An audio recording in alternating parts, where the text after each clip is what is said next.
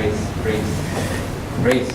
the Lord. Thank you, everyone. It's another beautiful day that the Lord has given us and gathered His children to hear His word, to be encouraged, to be enlightened, to be encouraged, and, to give us hope.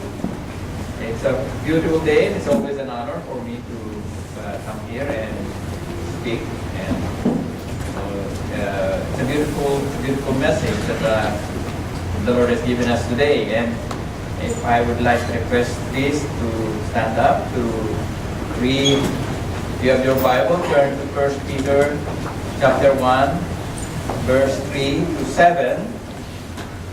And I'll be reading it in the NASB translation. This is what it says. Blessed be the God and Father of our Lord Jesus Christ, who according to His great mercy has caused us to be born again to a living hope through the resurrection of Jesus Christ from the dead, to obtain an inheritance which is imperishable and undefiled and will not fade away, reserved in heaven for you, who are protected by the power of God through faith for the salvation ready to be revealed in the last time. In this you greatly rejoice, even though now for a little while, if necessary, you have been distressed by various trials, so that the proof of your faith, being more precious than gold, which is perishable, even though tested by fire, may be found to result in praise, glory, and honor at the revelation of the Lord Jesus Christ. Let's pray. Father God in heaven, O Lord, truly we are blessed to hear your message today. We pray, O Lord God, that you would touch our heart, O God, and I pray, O Lord God, to grant us wisdom to understand the things we will be hearing. I pray also, O God, that you would guide my lips as I speak, O Lord God, that everything that we will be saying here, O Lord God, and hearing, O Lord, will be pleasing to your sight. I pray also, O Lord, to those who are coming still, O Lord, that you will bring them safely, that they may join us today in this celebration of praise, and also, O God, in hearing of your word. And I praise you, O Lord God, and thank you in Jesus' mighty name. Amen. Amen. You may be seated. Amen. Praise God. 1 Peter chapter 1, verse 3 to 7. What's the background of this letter of Peter to the Christians, right? If you read it, it says there, the introduction of Peter. Peter, an apostle of Jesus Christ, to those who reside as aliens scattered throughout Pontus, Galatia, Cappadocia, Asia, and Bithynia, who are chosen according to the foreknowledge of God the Father by the sanctifying work of the Spirit, to obey Jesus Christ and be sprinkled with His blood. May grace and peace be yours in the fullest measure. It says there, to those who are aliens scattered throughout Pontus, Galatia, and all those places in Asia. Actually, these 8 places are all located in present-day Turkey, that area, Asia Minor. So, what happened? It's because during those times, the Roman times, Christians are growing. Originally, the first believers are mostly Jewish, and then eventually some of the Greeks, some of the other people, the Gentiles, became believers as well, and they were growing. And the Romans actually doesn't like the Jews. I mean, that's like the troublemaker. They don't like them, right? So they didn't like them, and then again the Christians, because they are associated with the Jews, right? That's why they call it Judeo-Christian, right? Our faith actually derived from the Jew, right? And there was an emperor, Emperor Nero. He burned Rome. History says that he burned Rome, and then he blamed it to the Christian, right? So he said, okay, it's the Christian who burned Rome. So there was a great persecution to the Christian believers everywhere that is controlled by the Roman Empire. So it's so hard to be a Christian in those days. It's just because, when you have a title of, being a Christian, there's already a death sentence normally associated with that, right? If you claim to be a Christian, then it's normal to be persecuted. So Peter, at this point of time, wrote to the brothers and sisters and encouraging them, encouraging them to be strong and not lose heart. He was encouraging them by this letter. And the first thing that he said here in verse 3, let's see. That's why my title is Living Hope, right? Verse 3. Okay, oops, a little bit short. And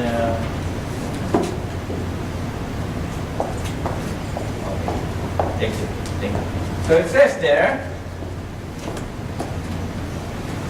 "Blessed be the God and Father of our Lord Jesus Christ, who according to His great mercy has caused us to be born again to a living hope through the resurrection of Jesus Christ from the dead." The proof. Talking about the proof of the promises of God. But let us dissect this first sentence that we have read here. That bless the Father through our Lord Jesus Christ according to His great mercy. Right? So the question is, what is mercy? Right? What is mercy? To make it simple, what's the difference between mercy and grace? Sometimes people interchange it. Right? What's mercy and what is grace? Mercy is something that you don't get, right? But you deserve it. You don't get it, but you deserve it. And what is grace? Grace is something that, I mixed it up. Mercy is something that you don't get, that you deserve. And grace is something that you get, but actually you don't deserve. So how does it work? Right, let's say you are guilty of a crime. You deserve to be punished, but instead of being punished, you are pardoned. You are forgiven. So you receive mercy from the authority. While grace is something that you don't deserve, but still you got it, right? Got pardon from God instead of getting what you deserve. Now, here it says, according to His great mercy, He has caused us to be born again. Okay, the born again. Right? We heard this first in the book of John, when the Lord Jesus Christ was visited by an unlikely person who is a Pharisee. His name is Nicodemus. You could see that from the name Nicodemus, it already gave us a certain clue why his name is Nicodemus, because Nicodemus' name is not a Jewish name. It's a Greek name. Nicodemus means the victory of the people, right? Nicodemus, where we get the word democracy, people, right? So this guy went to Jesus and, about to ask a question, but Jesus, straight away told him, unless a man be born again, that's the thing, they cannot see the kingdom of God. And then he says, in the next passage, he said, unless you are born of water and spirit, you cannot enter the kingdom of God. And then Nicodemus says, how could that be possible? How could that be possible? Can I go back to my mother's womb and come out? How can this be? But Jesus answered, He said, are you not a teacher?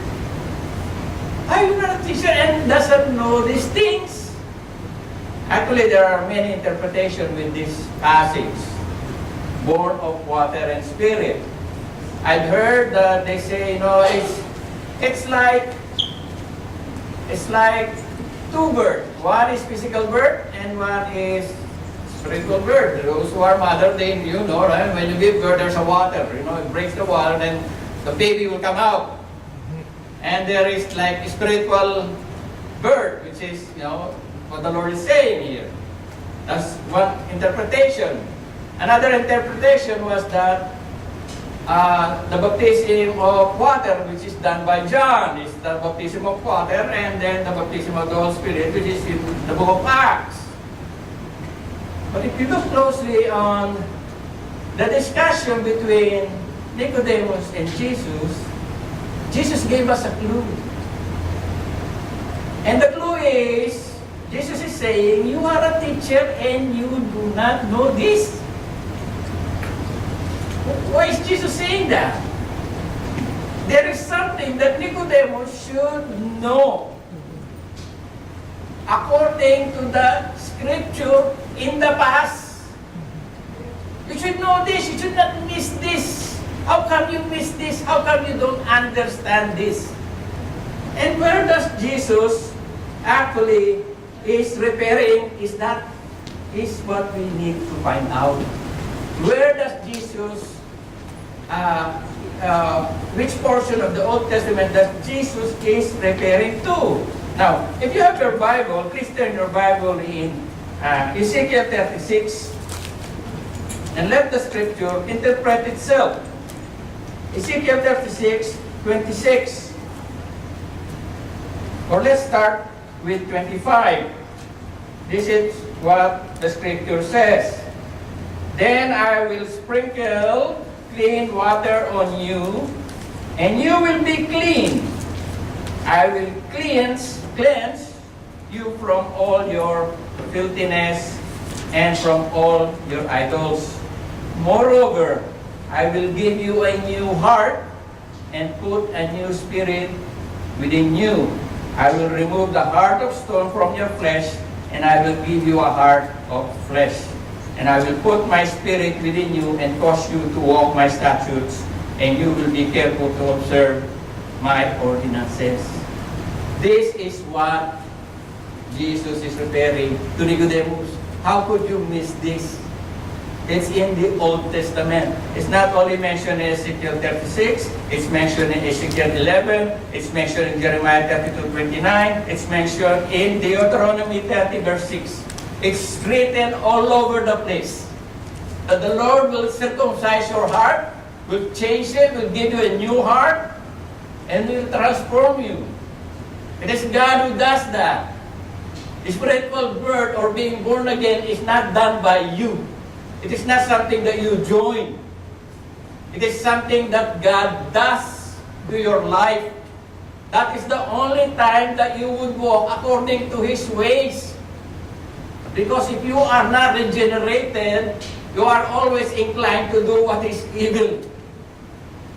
The only time that your heart will be inclined to do what is the will of God is when you are regenerated, when you are born again. That's why when Jesus said, it's like this, being born, it's like the wind, it goes here, it goes there, we don't know how it works. But people's lives are transformed. Because it's the work of God, it's not your work, it's not something associate yourself with, okay, I will join the born again, I will be born again now. No. Being born again is the work of God. That's why he keeps on saying that. And it's all over the place. And it's just Nicodemus didn't get it. What he was referring here. And it says there, His great mercy has caused us, because of God's mercy, has transformed us and gave us a new birth to a living hope. What is the living hope? The promise of God of salvation and to be with Him in eternity, in heaven. But this does not come without a price. There is a price, and that is through the resurrection of Jesus Christ from the dead. Somebody has to pay for the penalty of our sin. It's not just being, okay, wash away your sin, that's it. The justice of God demands that somebody should pay for the penalty of sin. It's either you pay for the penalty of your sin, or let Jesus pay for your sin. There's only two ways. If you refuse the Lord Jesus Christ, then you have to pay for your own sin. And the penalty of sin is death, separation from God. Now, that's why Paul keep on saying that, if you neglect this gift of God, right? What will be the outcome, right? Because the Lord our God has judged the people in the past because they have disobeyed God. How much more this gift of God, of eternal life through Jesus Christ, is already a gift. Only thing you have to do is to embrace it and accept it and still refuse it and want to justify yourself before God as being good. I remember the message of Pastor Alex.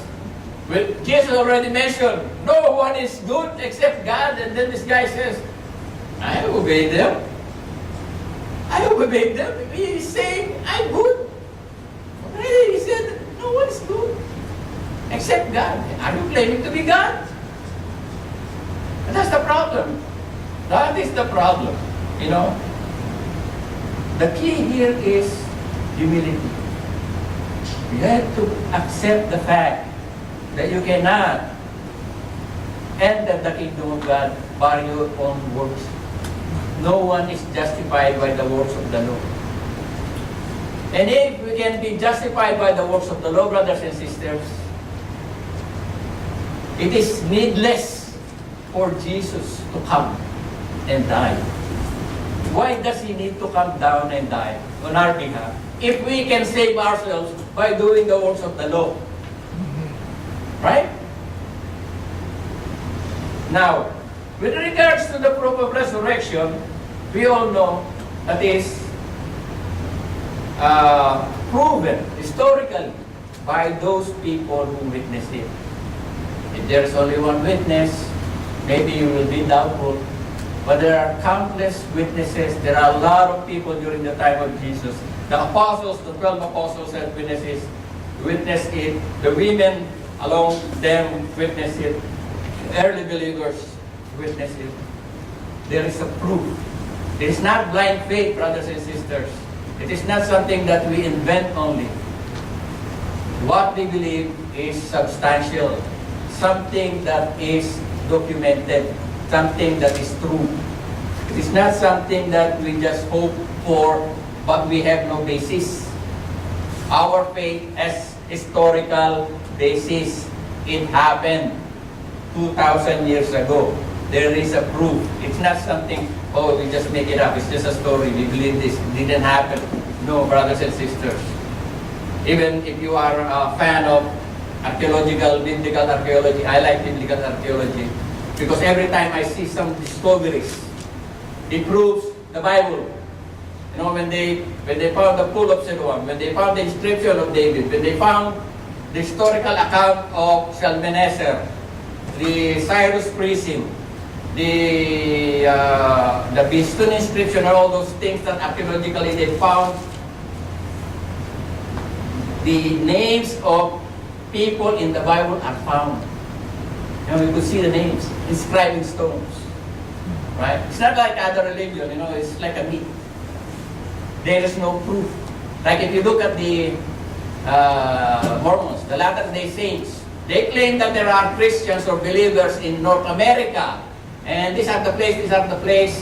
When you go to those places, you won't find anything. There are no archaeological artifacts that proves their claim. It's only a claim. Only a claim. There is no proof. But for us believers in Christ, there is. There are a lot. You have to close your eyes. You have to deny everything to get away with it. Right? So, the proof, there is a proof. And that is the resurrection of the Lord Jesus Christ, witnessed by many believers. Now, the second one.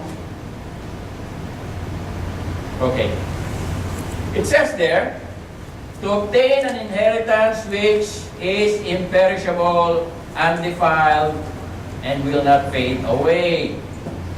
But it is reserved in heaven for you, brothers and sisters.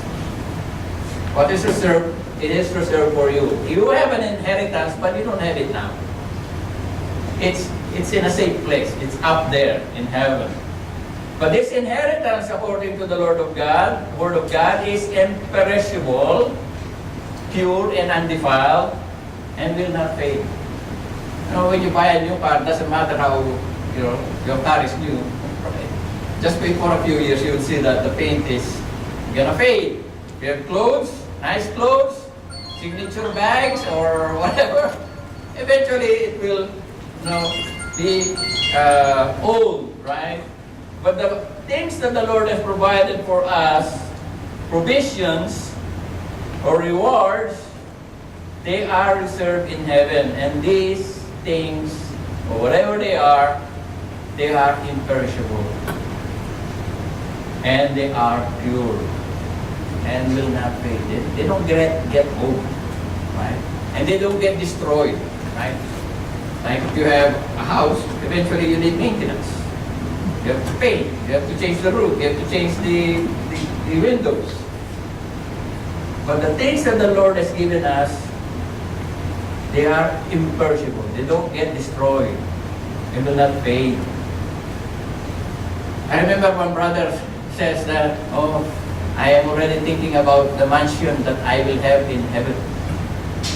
It says there, I will prepare a place for you, and you will be there with me. I'll have a mansion in there. Actually, that is mistranslated. It's not actually a mansion. In a family, to those who are family here, do you have a separate house for your kids? Does the family live in one roof? Or you have your own roof there? You have your own roof there? No, right?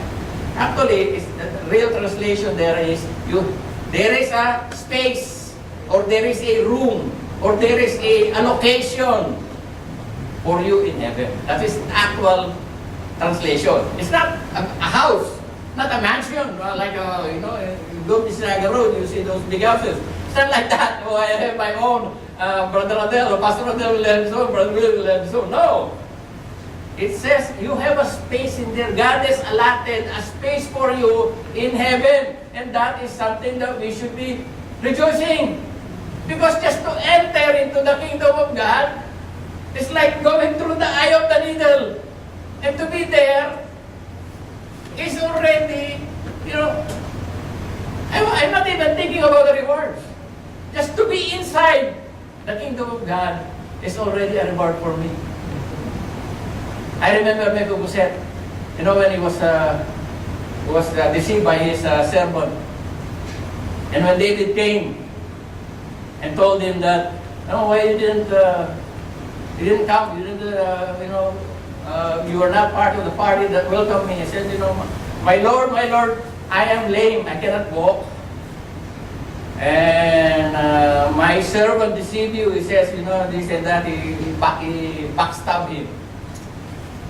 And then Mephibosheth says, and then David said, okay, he took all your property, I'll take it back and give it back to you. He said, no, I don't care about those things. You are safe now, and I'm eating at your table. That is enough for me. To be eating at the table of the Lord is more than enough for me. I don't need the reward. Just to be in the presence of my Lord is more than enough. So now, when the Lord says about the provisions in heaven, He also speaks about the provisions here. The Lord is faithful, and He will provide for those who believe in Him. Because that is His promise. If the Lord doesn't provide for you, then you can tell to the Lord, Lord, you promised that you will provide for my needs. But you have to make sure, brothers and sisters, it is a need. It is not a want. Right? So, Lord, I need a transportation. So, I need a car. But, you want a Ferrari. No, that is not a need. You don't need a Ferrari. Right? You need a safe vehicle to bring you from A to B. Right? sure what you're asking to the Lord is a need, right? And what is a need? Need is something necessary for you to survive. What are those three needs? Food, shelter, and clothing. Those are needs. You cannot live here in Canada without a house, a roof. You will freeze to death. Of course, clothes too, without a jacket. Do you need Canada, what's that? Goose. Goose? You need a Canada goose? No, you don't need Canada goose. Okay? Food, of course you need food. Those are the things that you need. And God assures us that He will provide for you food, shelter, and clothing. He didn't promise you a Ferrari. He didn't promise you to have a house in Mississauga Road. Okay? He didn't provide, He didn't promise you that you will eat every day in a fancy restaurant. You know, just go to the store and cook your own food. Okay? I know it's expensive. But God's provision is there. We have to trust God. When He said, I will provide for your food, it doesn't also mean that you will just sit down and wait for the food. You have to work. It's not like, okay, the Lord will provide for me. I'm sitting all day. Why don't you work? Even Paul said, if you don't work, you don't eat. Because people sometimes they get lazy. They just, the reason why Paul said that if they don't work, they don't eat, is because during the time of Paul, there is an allocation for those people. Those people are destitute, those people who doesn't have food. They come and they are fed, right? But some of those people, they put their name in the list. It's like food bank, right? So they go there and they get their food, but those people become busybodies. They go around and they don't work. They just, they just want to receive what they want, and then that's it, right? It's just sad, and sometimes it happens at home too. Some people, they just take for granted what they are getting. They take for granted, right? Like our children. Maybe you have a children, or you have a son or a daughter. They benefit from the family. They benefit from the parents, right? Because they have shelter, they have food, they have clothing. But they don't want to listen. Why is it? Right? It's like believers sometimes. Believers want to be blessed by God, but they don't want to follow God. Why is that? Right? And sometimes, when my kids don't listen to me, I kind of feel guilty, but what am I going to do? Because sometimes I also don't follow. Right? It's just, sometimes the Lord needs to, give you a discipline. Right? I think the same thing with parents. When your kids doesn't follow you, they need to be disciplined. Right? But there is always a provision to those who believe. Paul mentioned in 1 Corinthians 2:9, things which the eyes have not seen and the ear has not heard, and which have not entered in the heart of man, all that God has prepared for those who love Him. Matthew 6:20, store up for yourselves treasure in heaven, where neither moth nor rust destroys, and where thieves does not break in or steal. And that is a sad thing, in this world. The desire to have or something is easily replaced by the fear of losing. I'll say it again. The desire to have something is soon replaced by the fear of losing. You desire to have a Lexus car, right? And you were able to buy the Lexus car. The moment you have that Lexus car, it is replaced by the fear of losing that Lexus. Don't you notice that? We want this. By the moment you got it, You don't want apart from it. You fear that one day you will lose your nice money. Right? Oh, I have money, what will I do with this money?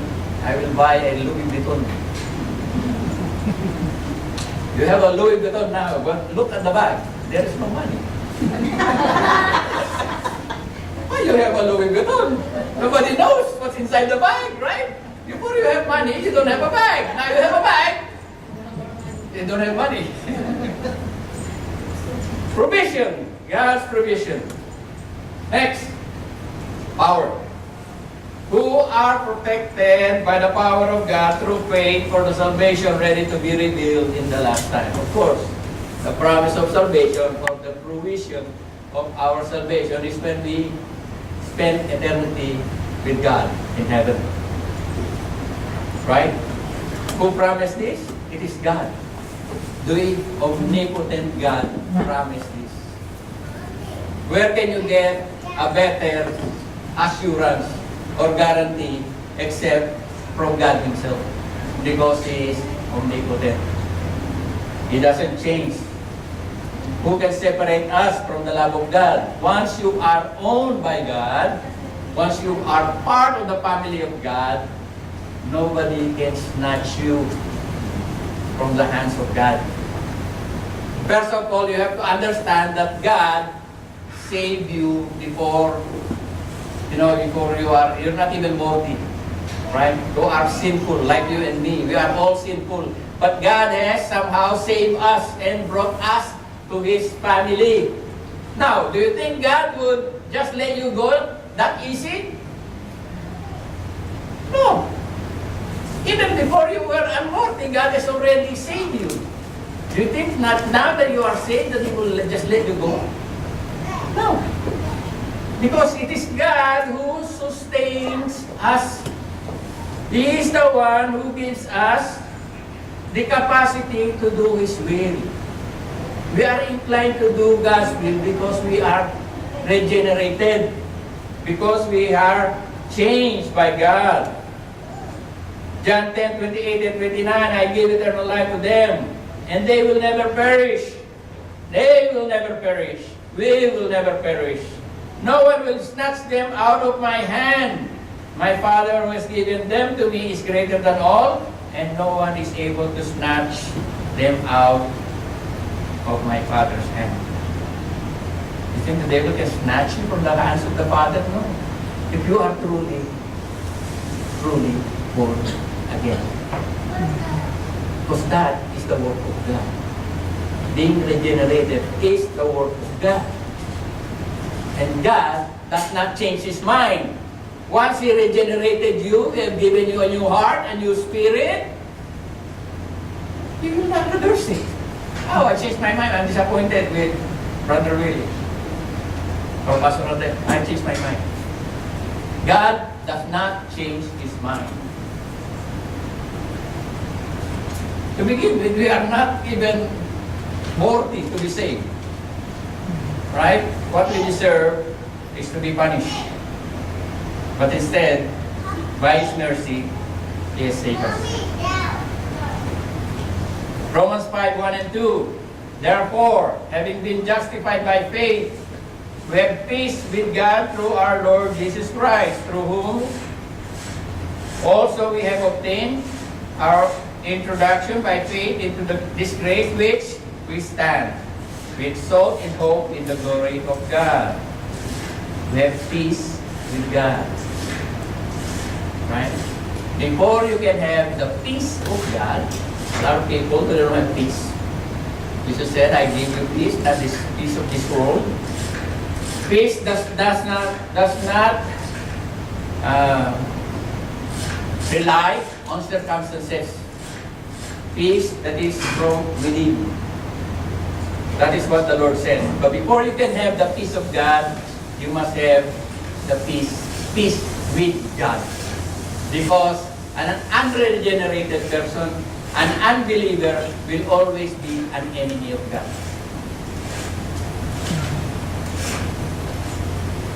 We were enemies of God before, and by His grace, we are reconciled to Him.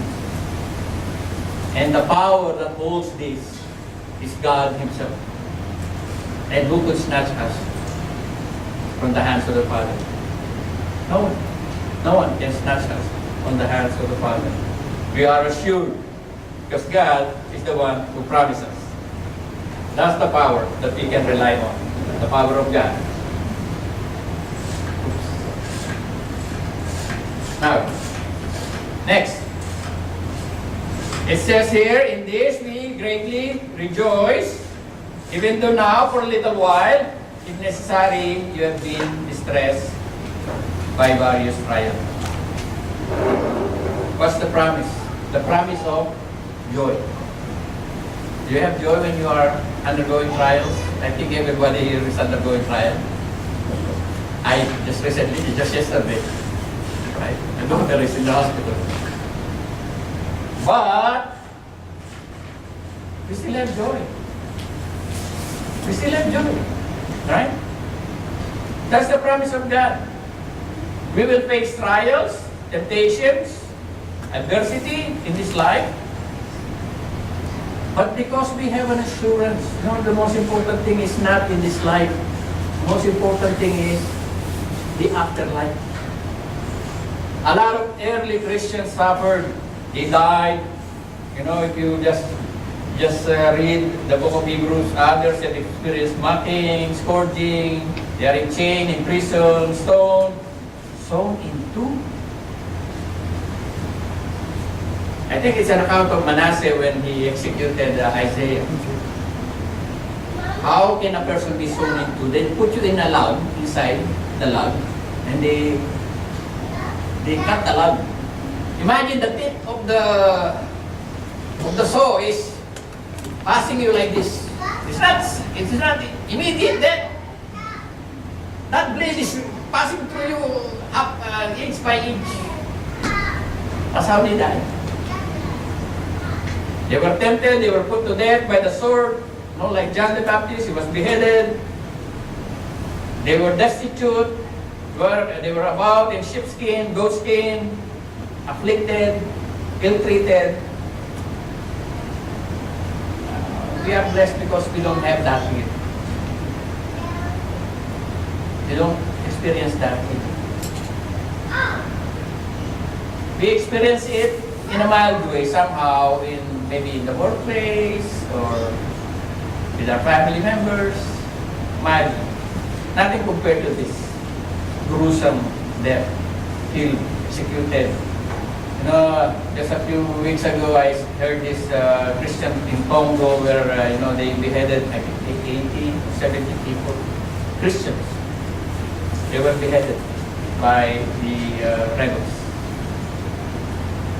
We are blessed because Canada is, a secure place.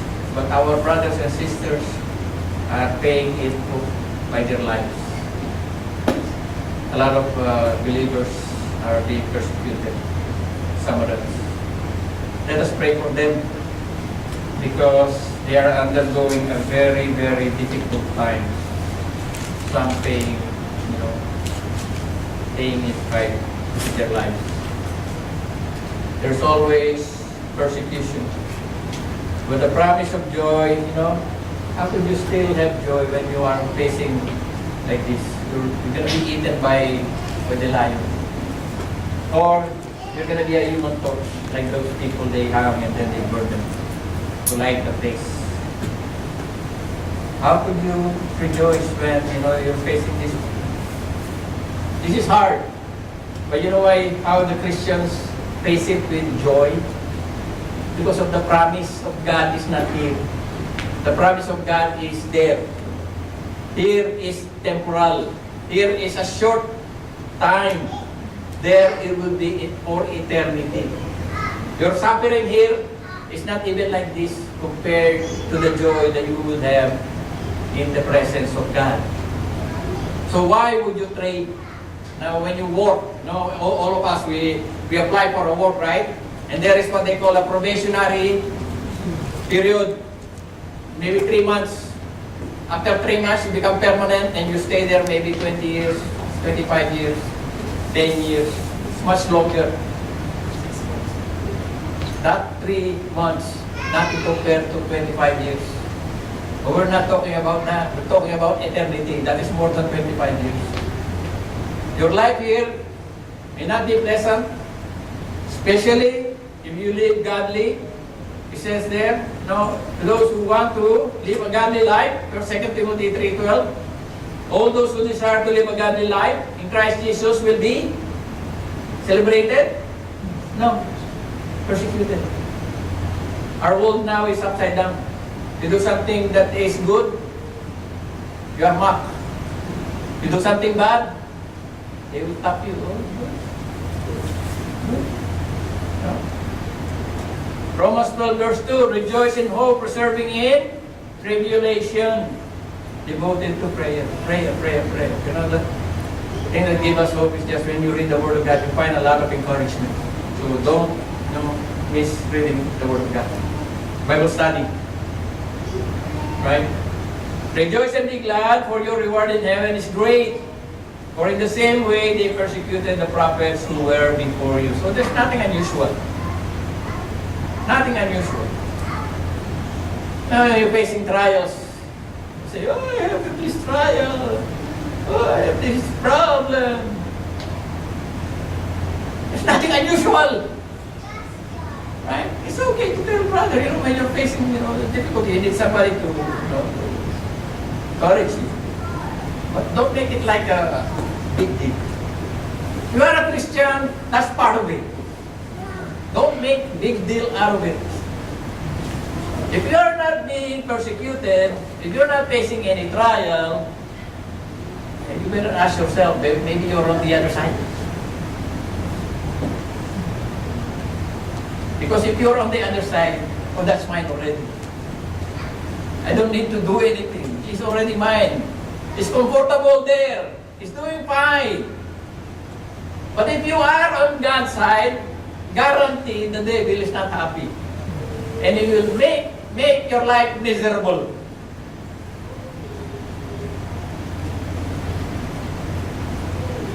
If he cannot reach you through, the outside, he will reach you from the inside. Maybe from the church itself. Maybe from your spouse. Maybe from your children.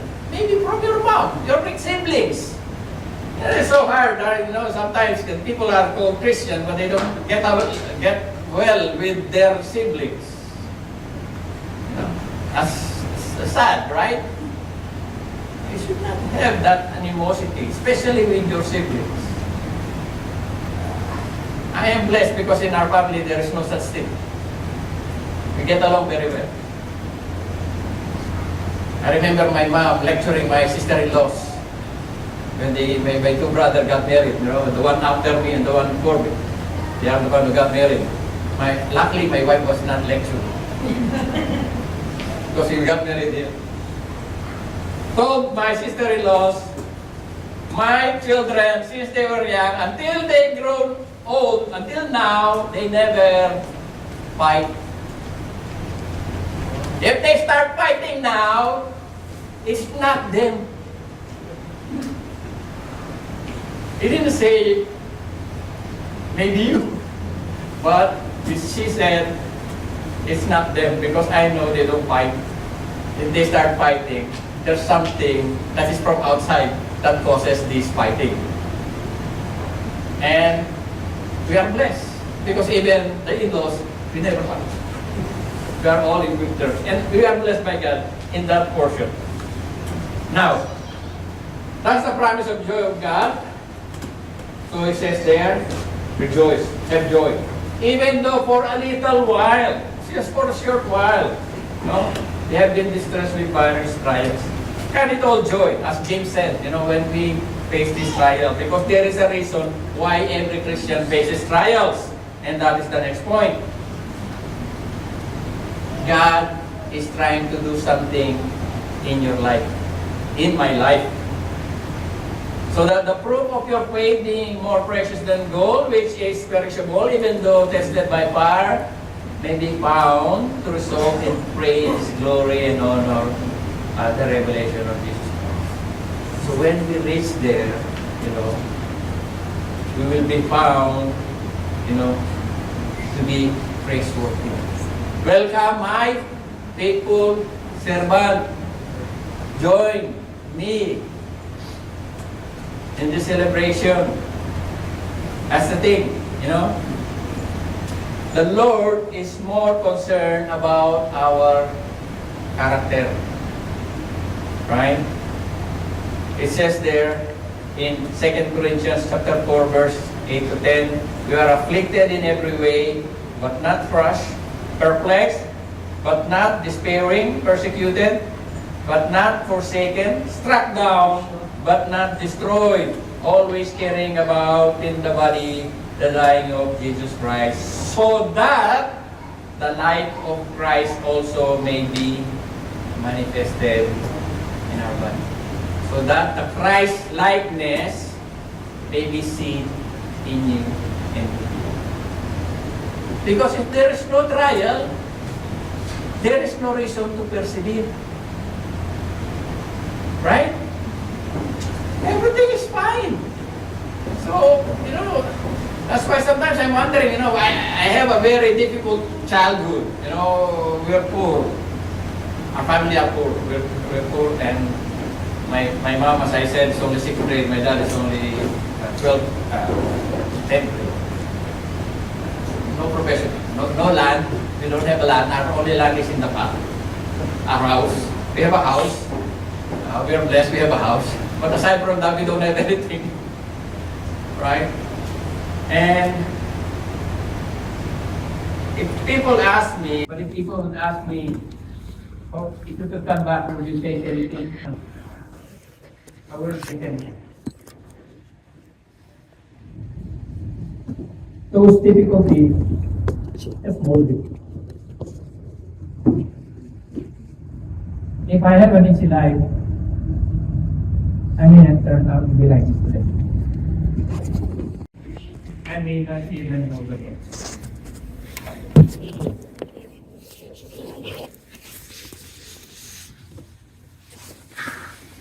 And I thank God for His grace and mercy. Now, conclusion. Blessed be the God of our Father and our Father, our Lord Jesus Christ, who according to His great mercy has caused us to be born again by living through the resurrection of Jesus Christ from the dead. We reap the benefit. Jesus has paid the price. We should value it, brothers and sisters. We have received mercy from Him, undeserved, regenerated, be born again, so that we may spend eternity with Him. Let us live our life and give glory to the God who gave us this gift. I pray to you.